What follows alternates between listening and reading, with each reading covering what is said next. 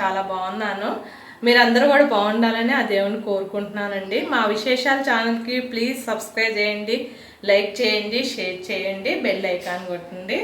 ఈరోజు మన ఛానల్లో అంటే కలర్ రైస్ అనమాట. మనము చికెన్ కూర కానీ పన్నీర్ కూర కానీ నాన్ వెజ్ తిన్నోళ్ళు ఉంటారు కదా, వెజిటేబుల్ తినేవాళ్ళు. ఎందుకంటే శ్రావణ మాసంలో కార్తీక మాసంలో తినరు చాలామంది. వాళ్ళందరికీ ఈ విధంగా చేసుకొని తినండి.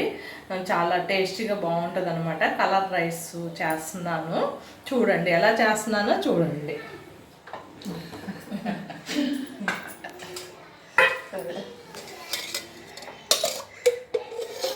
నూనె ఒక గంట పెద్ద గంట సరిపోద్దండి రైస్కి.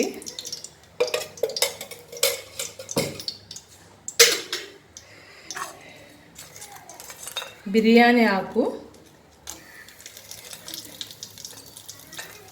యాలకులు ఒక 4 వేసాను, దాల్చిన చెక్క ఒక 4,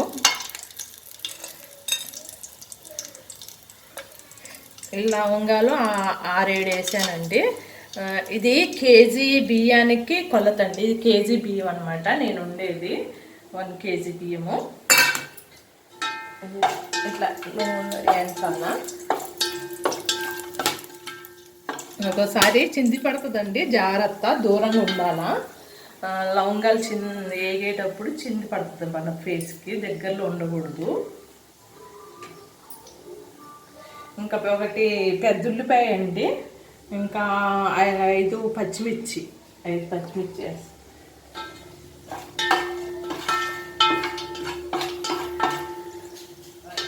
అవి వేగాయండి. తర్వాత ఉల్లిపాయలు,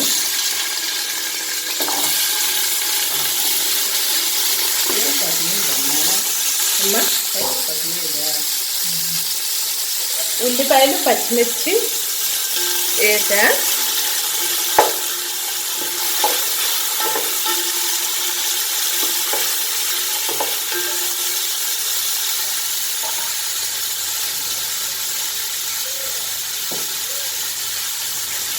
తర్వాత ఇది ఉప్పు వేయాలండి, మంచిగా వేగుతుంది.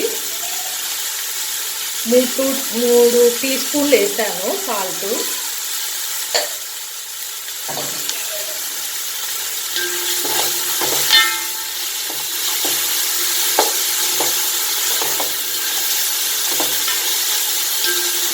కొంచెం వేపాల బ్రౌన్ కలర్ వచ్చేంత, ఈ విధంగా బ్రౌన్ కలర్ వచ్చిన తర్వాత ఒక 2 టేబుల్ స్పూన్లు అల్లం వెల్లుల్లి పేస్ట్ వేయాలా. అల్లం వెల్లుల్లి పేస్టే టేస్ట్ వస్తుంది ఈ రైస్కి, మంచిగా ఆగాలన్నమాట. బ్రౌన్ కలర్ వచ్చాక వేసా కదా అల్లం వెల్లుల్లి పేస్ట్ 2 టేబుల్ స్పూన్లు. అది మంచిగా పచ్చి వాసన లేకుండా బాగా వేగాలండి. వేగిన తర్వాత కొత్తిమీర పుదీనా వేయాలా. అవి చూపిస్తాను ఎలా రైస్ భలే టేస్టీగా బాగుంటుంది. చికెన్ కర్రీ కానీ పన్నీర్ కర్రీ కానీ దేనికైనా యూజ్ చేసుకోవచ్చు ఈ రైస్ అనేది. ఇంకా నేను పన్నీర్ కర్రీ చేశాను కాబట్టి నాన్ వెజ్ తినని వాళ్ళకి ఇంకా యూజ్ అవుతుంది. ఈ విధంగా చేసుకొని తినండి. నాన్ వెజ్ తినని వాళ్ళు ఉంటారు కదా పండగలప్పుడు, ఈ విధంగా చేసి చూస్తే ఇంకా తినాలనిపిస్తుంది. చాలా బాగుంటుంది అనమాట. ట్రై చేయండి మీరు కూడా. పేస్ట్ వేసినాక వేగిందండి, ఈ విధంగా నూనె తేలిందనమాట లైట్గా. తర్వాత పుదీనా, కొత్తిమీర వేసి కలపాలి.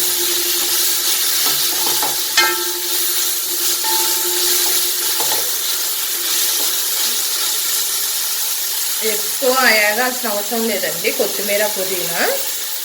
నేను కేజీ ఈ గ్లాస్తో 4 గ్లాసులు బియ్యం పోసాను ఈ గ్లాస్తో. అయితే గ్లాసుకి బాస్మతి బియ్యం కాబట్టి 1.5 పోయాలండి. 4 గ్లాసులకి పోస్తున్నా, 1.5 చొప్పున పోస్తున్నా. 1 2 3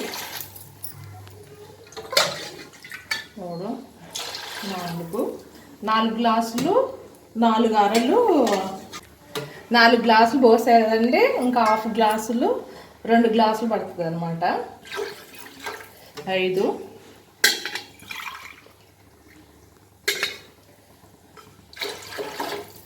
6 గ్లాసులు పట్టాయండి, 1.5 చొప్పున 4 గ్లాసులు బియ్యానికి. ఈ విధంగా వేసి మళ్ళీ కలపాలా.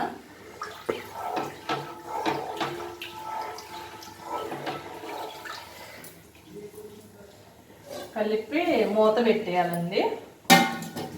అంతేనండి, తొందరగా రెడీ అయిపోతుంది బగారా రైస్ అనమాట. సింపుల్గా మసాలా ఎక్కువ వేయకూడదండి, హెవీ మసాలా. సింపుల్గా గరం దాల్చిన చెక్క, ఇవి గరం మసాలాలు వేసి అల్లం పేస్ట్, ఉల్లిపాయ, కొత్తిమీర, పుదీనా, అంతే. ఎక్కువ వేస్తే టేస్ట్ ఉండదు, ఇట్లా లైట్గా ఉంటే బాగుంటుంది అనమాట. మళ్ళీ ఇదిగోంటే లాస్ట్లో నీళ్ళు పోసే ముందు కొత్తిమీర, పుదీనా వేయాలా. ఆ విధంగా వేసినట్లయితే బగారా రైస్ స్మెల్ చాలా బాగుంటుంది అనమాట. పుదీనా పచ్చి స్మెల్ కాకుండా పుదీనా, కొత్తిమీర స్మెల్ వచ్చేస్తుంది. ఆ టైంలోనే నీళ్ళు పోసే ముందు వేయాలి, వేసి నీళ్ళు ఎమ్మటే పోయాలి, ఎక్కువ ఆగకూడదు. తర్వాత మరుగుతుంది కదండి, ఇప్పుడు మరిగే టైంలో బియ్యం పోయాలా. మరిగే టైంలో బియ్యం వేయాలి.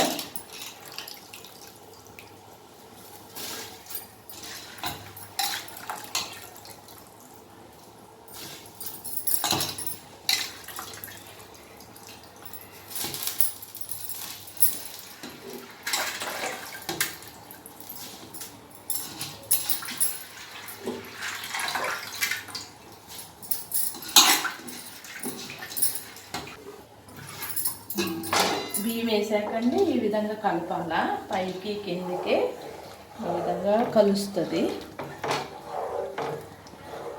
మంచిగా ఉడికిద్ది అనమాట అంతా కలిసేసి.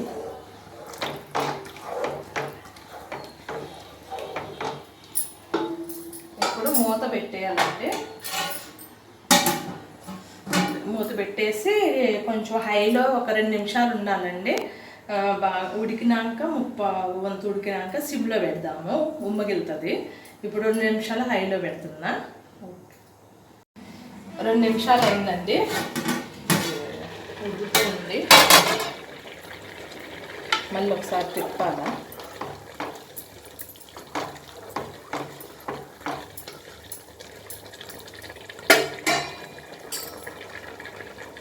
లాస్ట్లో వేయాలా కొంచెం నెయ్యి,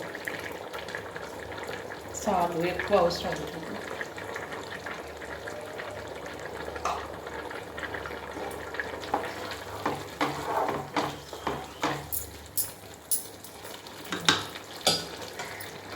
మూత పెట్టేసి సిమ్లో ఉడకనిద్దాం, ఉమ్మగిలుతుంది.